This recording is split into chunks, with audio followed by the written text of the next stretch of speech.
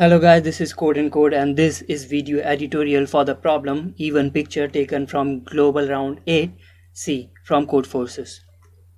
So the problem is you are given an integer n and we have to construct a picture such that basically we are given an infinite grid, infinite 2D grid, and we have to fill some of the cells with gray color.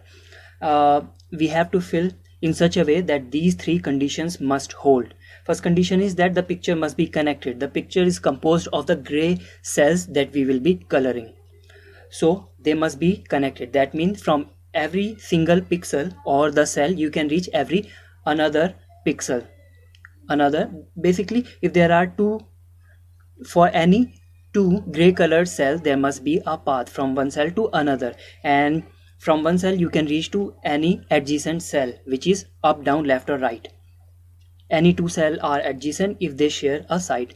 So this is first condition. Second condition is that each gray cell must have even number of neighbors. So a cell can have either 0, 2 or 4. A gray colored cell can have 0, 2 or 4 number of neighbors because these are even. The third condition is that the n that is given in the input, there must be exactly n cells with all of their gray neighbors. So if I explain this with an example, this is example taken from the same problem itself. N is equals to 4 here. So you can see that all of these gray colored cells are having even number of neighbors. For example, all of the outer cells are having 2 neighbors, while all of the inside cells are having exactly 4 neighbors. And these inside 4 cells are the one also which are having all of their neighbors as gray cells. So this is solution for n is equals to 4 because 1, 2, 3, 4, these 4 cells are having all of the 4 neighbors as gray cells. One important thing to note here is that this condition only, third condition, is for only the n cells. So for n is equals to 4, these 4 cells are having all of their neighbors as gray, while the rest only need to be the rest cells, there may be more than n cells which are colored gray, and for the rest of them they must be connected and even number of they must have even number of gray neighbors. Now how we would solve this problem? Of course, you might have guessed we will be using constructive algorithm. Now to solve this problem, suppose we have this 2D infinite grid. So what we will be doing, first thing I'm gonna ask you is that look at this configuration of gray colored cell. You see that all of these 4 cells are having even number of neighbors, right? This, all of these 4 are having even number of neighbors, and there is something special about this and this configuration and this configuration. Now these 3 cells can be combined with these to form the solution. Let me show you how. Now I will be starting from this configuration and then I have appended this L-shaped configuration to form this new configuration. Now you see this is solution for n is equals to 1. You see there is only one cell which is having all of its neighbor as gray, 1, 2, 3 and 4, all of them are gray, and the rest of the cell are having even number of neighbors. So this is valid solution for n is equals to 1. Now let me append one more L-shaped structure to this and extend it towards down right. Now you see again this is solution for n is equals to n is equals to 2. This and these 2 cells are having all of their 4 neighbors gray colored cells, and hence this is solution for n is equals to 2 because the rest of them are having even number of gray cells. Now you might have guessed we are going to use the same strategy for n is equals to 1. We would start from 4 cells and then we will append this L-shaped structure as many times as given k or n. I guess in input we are given n, so as many times as n, and then we will finally have a structure which is the solution which follows all of the 3 conditions. Now how we are going to build this?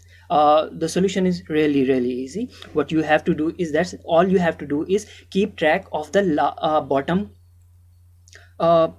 bottom right cell, this cell.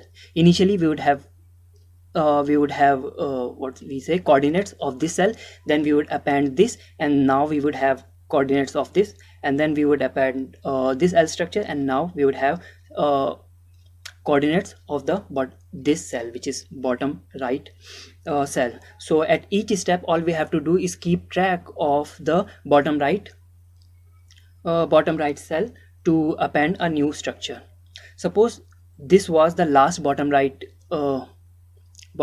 cell, and to append this all you have to do, add a point which is x plus 1 y, which is this point, x y minus 1, which is this point, and x plus 1 y minus 1, which is this point, and the new corner would be x plus 1 y minus 1. So this is how we would select the points and can print them. So the solution, if I show you the code, is this. I'm only reading k, don't know why I took the variable k, but it doesn't matter, this is n. So x and y I initialize with 10 to the power 6, I guess.